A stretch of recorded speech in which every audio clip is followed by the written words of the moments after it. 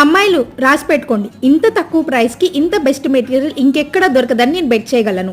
ఇప్పుడు వచ్చేది సమ్మర్ అంటే ఫంక్షన్స్, మ్యారేజెస్, అలాగే ఊర్లు వెళ్ళడానికి మంచి టైం కాబట్టి మనము మంచి మంచి క్లాతింగ్ వేసుకోవాలని చాలా ఇష్టపడతాం.